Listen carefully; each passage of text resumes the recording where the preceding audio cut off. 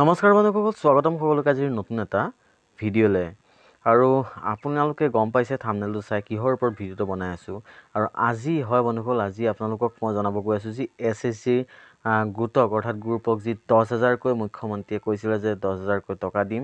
আৰু সেই যি ফৰ্ম দিছিলে আপোনালোকক মহিলা উদ্যমিতা অভিযানৰ যি ফৰ্ম দিছিলে, সেই ফৰ্মখন আপোনালোকে কেনেধৰণে ফিল আপ কৰিব বা ফিল আপ কৰিব লাগিবনে নাই, বা আপোনালোকে কি কি ডকুমেণ্টৰ প্ৰয়োজন হ'ব, কেনেধৰণে ফিল আপ কৰিলে আপোনালোকে সেই টকাটো লাভ কৰিব, সকলোখিনি এই ভিডিঅ'টোত আলোচনা কৰিম। ভিডিঅ'টো শেষলৈকে চাব। যদি ভাল পায় এটা লাইক কৰিব, লগৰবোৰৰ মাজত ভিডিঅ'টো শ্বেয়াৰ কৰিব যাতে সকলোৱে এই ফৰ্মখন ফিল আপ কৰিব পাৰে। আৰু যোনে যোনে নোৱাৰে তেখেতৰো যাতে এই ভিডিঅ'টো চোৱাৰ পিছত সহায় হয়। তেনেহ'লে বলক আজিৰ ভিডিঅ'টো আমি আৰম্ভ কৰোঁ। চাওক, পোনপ্ৰথমতে আপোনালোকেতো এই ফৰ্মখন আপোনালোকে সকলোৱে ইতিমধ্যে লৈ আহিছে। আৰু তাৰ আগতে মই আপোনালোকক এটা কথা ক'ব বিচাৰিছোঁ যে এই ফৰ্মখন লোৱাৰো এটা পদ্ধতি আছিলে, যিটো পদ্ধতি হয়তো আপোনালোকে বহুতেই নাজানে। ইমানগৰাকী মহিলা আছে, সেই মহিলাক কি কৰিছে প্ৰতিটো গোটৰকে দিয়া গৈছে। আৰু আপোনালোকক মেইনলি মই ক'ব বিচাৰিছোঁ, আপোনালোকৰ ধৰি লওক এটা গোটত 15জনী কি আছে মেম্বাৰ আছে।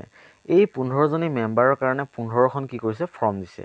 আৰু এই 15খন ফৰ্মৰে ধৰি লওক আপোনাৰ নাম ধৰি লওক 5 নম্বৰত আছে, ঠিক আছে। আপোনাৰ নাম যদি 5 নম্বৰত আছে, তেনেহ'লে আপুনি কি কৰিব লাগিব, সেই 5 নম্বৰৰ ফৰ্মখন লৈ যাব লাগিব, ঠিক আছে। চিৰিয়েল ৱাইজ আপোনালোকে যদি লৈ নাযায়, আপোনালোকে বহুতেই এটা মিষ্টেক কৰিছে। চাব, সেই মিষ্টেকটো হৈছে এইটো ক্ৰমিক নং যিটো দেখিছে SL নং। SL নঙত এটা চিৰিয়েল নম্বৰ আছে ইয়াতে, যিটো চিৰিয়েল নম্বৰ ৱাইজ কি কৰিছে, ইয়াতে চিৰিয়েল নম্বৰ ৱাইজ কি কৰা হৈছে ফৰ্মটো দিয়া হৈছে। কিন্তু বহুতেই নাজানে, বহুতে কি কৰিছে, এতিয়া ধৰি লওক আপোনাৰ নামত ৰেজিষ্টাৰ হৈ আছে ধৰি লওক 100 নম্বৰ ফৰ্মখন, ঠিক আছে। আপোনাৰ নামত ধৰি লওক 100 নম্বৰ ফৰ্মখন কি কৰা হৈ আছে, দিয়া হৈছে বুলি ইয়াত তাতে দেখুওৱা হৈ আছে, ঠিক আছে, দিয়া হৈ আছে। কিন্তু আপুনি যদি আনিছে 102 নম্বৰ ফৰ্মখন, তেনেহ'লে কি হ'ব, সেই 102 নম্বৰ ফৰ্মখন বেলেগৰ হ'ব। আৰু বেলেগৰ ফৰ্মখন যেতিয়া আপুনি ফিল আপ কৰি দিব, তেতিয়া হ'ব কি হ'ব, আপুনি পইচাটো নাপাব। কিয়নো সেইটো হিচাপত যাতে কোনেও পইচা যাতে মাৰিব নোৱাৰে বা কোনেও যাতে পইচা নোপোৱাকৈ থাকিব নোৱাৰে, সেইটো কাৰণে কি কৰিছে মুখ্যমন্ত্ৰীয়ে কি কৰিছে, ধুনীয়াকৈ সকলোখিনি মানে শৃংখলাভাৱে কামটো কৰিছে। কিন্তু আপোনালোকে আনোতে আপোনালোকৰ যেতিয়া গোটক দিছে, আপোনালোকৰ গোটৰ মেম্বাৰে কি কৰিছে, খেলি মেলিকৈ কিছুমানে প্ৰদান কৰিছে, যাৰ কাৰণে এনেকুৱা ধৰণৰ প্ৰব্লেম আহিছে। আৰু যদি আপোনালোকৰ প্ৰব্লেম হোৱা নাই তেনেহ'লে ভাল কথা, যদি প্ৰব্লেম হৈছে তেনেহ'লে আপোনালোকে সোনকালে আপোনালোকৰ ছেক্ৰেটাৰীক লগ কৰক। লগ কৰি কিনে আপোনালোকৰ যি ভিঅ' গোটৰ যি মেইন মেম্বাৰ হয় তেখেতক খবৰ লওক, যাতে তেখেতে ধুনীয়াকৈ আপোনালোকক বুজাই দিয়ে, ঠিক আছে। আপোনালোকে ফৰ্মখন চাব। ফৰ্মখনত আপোনালোকে পোনপ্ৰথমতে ওপৰতে দেখা পাব ইয়াতে পাছপৰ্ট ফটো বুলি, ঠিক আছে। পাছপৰ্ট ফটোত আপোনালোকে এখন পাছপৰ্ট ফটো লগাব লাগিব। আৰু তাৰ তলত যদি চাই আপোনালোকে ইয়াতে দেখা পাব আত্মসহায়ক গোটৰ সদস্যৰ নাম, অৰ্থাৎ আপোনাৰ নামটো ইয়াতে কি লিখিব লাগিব, কেপিটেল লেটাৰত লিখিব লাগিব, ঠিক আছে। ইয়াতে ধুনীয়াকৈ লিখাই হৈ আছে কেপিটেল লেটাৰ বুলি, ঠিক আছে। কেপিটেল লেটাৰ মানে মই যোনসকলে একেবাৰে বুজি নাপাওঁ মই সেইসকলক কৈছোঁ, অৰ্থাৎ ডাঙৰ হাতে লিখিব। ধৰি লওক আপোনাৰ নাম ৰীনা, ঠিক আছে। আপোনালোকে কি কৰিব, গোটেইকেইটা ডাঙৰ হাতে এনেধৰণে লিখি দিব, ঠিক আছে। তেনেধৰণে আপোনালোকে ধুনীয়াকৈ ফিল আপ কৰিব কেপিটেল লেটাৰ, ঠিক আছে। তাৰ পাছত যদি তললৈ স্ক্ৰল ডাউন কৰে, তাৰ পাছত আপোনালোকে দেখা পাব ইয়াতে আত্মসহায়ক গোটৰ নাম, আৰু আপোনালোকৰ গোটটোৰ যি নাম এইটোত লিখি দিব। ইয়াতে কেপিটেল লেটাৰ লিখিলেও হ'ব, নিলিখিলেও হ'ব, কোনো কথা নাই। খালি ফাৰ্ষ্ট আখৰটো আপোনালোকে ডাঙৰ হাতৰ দিব, তাৰ পাছততো আপোনালোকে কি কৰিব, সৰু হাতৰ দি দিব, কোনো প্ৰব্লেম নাই।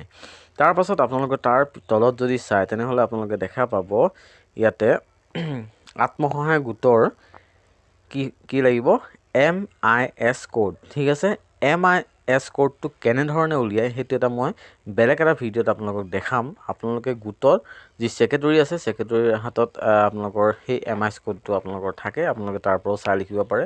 আৰু যদি নোৱাৰে তেনেহ'লে মই কৈছিলোঁ আগতে যে এটা ভিডিঅ' বনাম যে MIS কোডটো কেনেধৰণে পায়, আৰু আপোনালোকে নেটতনো আপোনালোকৰ লিষ্টটো কেনেধৰণে চাব পাৰি, গোটেইখিনি মই এটা ভিডিঅ'ত বনাম, ঠিক আছে। সেই ভিডিঅ'টো আপোনালোকে চাব।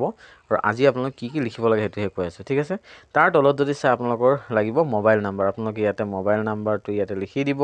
তাৰ তলত যদি চাই জাতি, অৰ্থাৎ আপোনালোকৰ জাতিটো কি, যদি জেনেৰেল হয় জেনেৰেলত টিক কৰিব, যদি OBC হয় OBCত টিক কৰিব, যদি ST হয় STত টিক কৰিব, যদি SC হয় SCত টিক কৰিব। তাৰ তলত আপোনালোকে চাব পাৰে ইয়াতে লিখা আছে আবেদনকাৰী মৰাণ মটক জনগোষ্ঠীৰ অন্তৰ্ভুক্ত হয় নেকি যদি আপোনালোকে মৰাণ মটক জনগোষ্ঠীৰ অন্তৰ্গত হয় তেনেহ'লে ইয়াতে কি লিখিব হয় লিখিব আৰু যদি নহয় তেনেহ'লে ইয়াতে নো দিব অৰ্থাৎ নহয় ঠিক আছে তাৰ পিছত যদি আপোনালোকে চাই ইয়াতে লিখিব আবেদনকাৰী চাহ জনগোষ্ঠীৰ অন্তৰ্ভুক্ত হয় নেকি যদি আপোনালোকে চাহ জনগোষ্ঠীৰ হয় তেনেহ'লে ইয়েছ লিখিব যদি নহয় তেনেহ'লে নো লিখিব ঠিক আছে তাৰ পাছত যদি চাব আপোনালোকে সেভিং বেংক একাউণ্ট ঠিক আছে আপোনালোকৰ যিখন বেংক একাউণ্ট আছে সেই বেংক একাউণ্টৰ কি লিখিব লাগিব নাম্বাৰকেইটা ইয়াতে লিখিব লাগিব ঠিক আছে তাৰ তলত আপোনালোকে লিখিব লাগিব বেংক একাউণ্টৰ নাম ঠিক আছে আপোনালোকৰ যিটো বেংক হয় ইয়াতে বেংক একাউণ্টৰ নামটো লিখি দিব আৰু তাৰ পিছত তলত পাব শাখাৰ নেম আপোনালোকে যোনটো ব্ৰাঞ্চ অৰ্থাৎ যোনটো শাখা আপোনালোকে য'ত পাছবুকটো খুলিছিলে সেই শাখাটোৰ ইয়াতে নামটো লিখিব তাৰ পাছত আপোনালোকৰ IFC কোড আৰু IFC কোডটো আপোনালোকৰ বেংকৰ পাছবুকত আপোনালোকে পাই যাব সেইটো আপোনালোকে ইয়াতে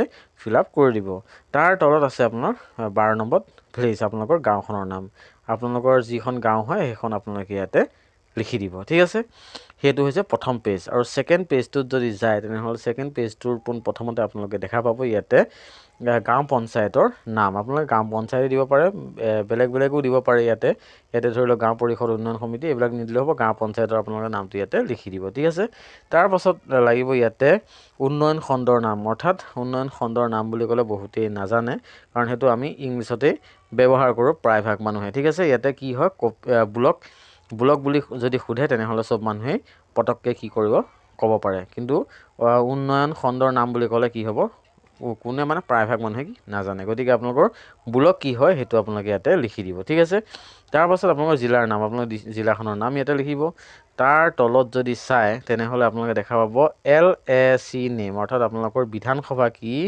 বিধানসভাটো ইয়াতে লিখি দিব ঠিক আছে তাৰ তলত আপোনালোকে যদি চাই ফটোযুক্ত ভোটাৰ পৰিচয় পত্ৰ নং অৰ্থাৎ আপোনালোকৰ ভোটাৰ আইডিৰ নম্বৰটো এপিক আইডি নম্বৰটোতো বহুতেই নাজানে যে এপিক আইডি নাম্বাৰ কি হয় চাওক আপোনালোকক মই কৈ দিছোঁ এপিক আইডি নাম্বাৰটো হৈছে আপোনালোকৰ ভোটাৰ আইডিৰ যিটো নাম্বাৰ থাকে এনেকৈ ধৰি লওক নাম্বাৰটো আছে নাম্বাৰটোৰ লগত আপোনালোকে এনেকৈ নাম্বাৰ থাকিব ধৰি লওক প্ৰথমটো CTHও থাকিব পাৰে কাৰোবাৰ FTTHও থাকিব পাৰে যিকোনো থাকিব পাৰে এই যিটো নাম্বাৰ থাকে ভোটাৰ আইডি নাম্বাৰটো কি কৰিব ইয়াতে ধুনীয়াকৈ কি কৰিব বহাই দিব ঠিক আছে এইকেইটা ঘৰত তাৰ পাছত আহিব আপোনাৰ ভোট গ্ৰহণ কেন্দ্ৰৰ নাম অৰ্থাৎ পলিং ষ্টেচন নাম আপোনালোকে ভোটাৰ আইডি বেক সাইডটোত চাব তাতে আপোনালোকে ভোট গ্ৰহণৰ কেন্দ্ৰটোৰ নামটো ইয়াতে পাই যাব সেই নামটো আপোনালোকে ইয়াতে লিখি দিব তাৰ তলত যদি চাই পলিং ষ্টেচন নং আৰু নংটো আপোনালোকে য'ত ভোটাৰ কেন্দ্ৰৰ নামটো পাব তাৰ আগতে নম্বৰটো লিখা থাকিব ধৰি লওক 191 ধৰি লওক অমুক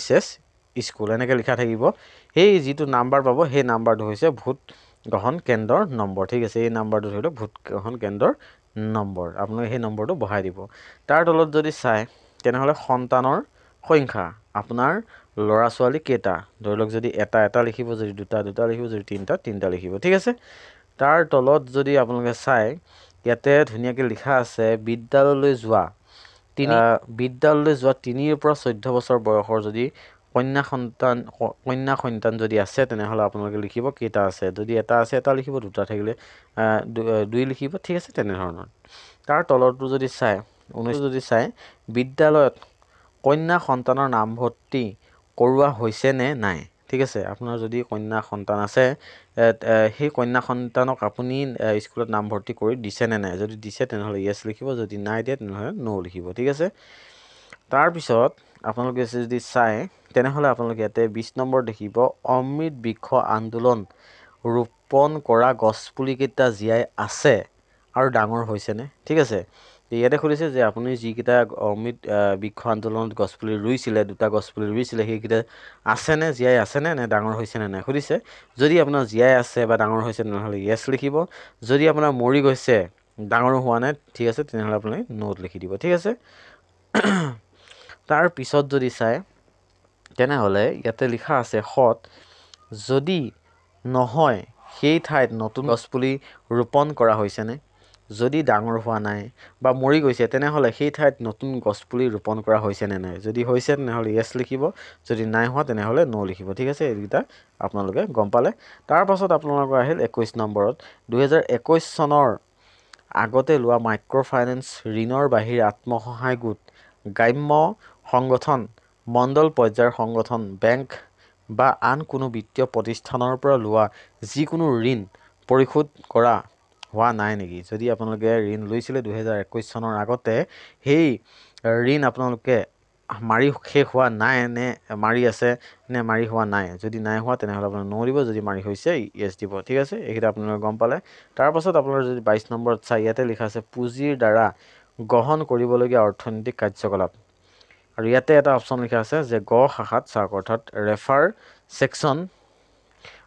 ছেকশ্যন চি। ঠিক আছে, আৰু এই বস্তুটো আপোনালোকে ক'ত পাব? ৰেফাৰ ছেকশ্যনত চিট পাব, অৰ্থাৎ গ শাখাত পাব।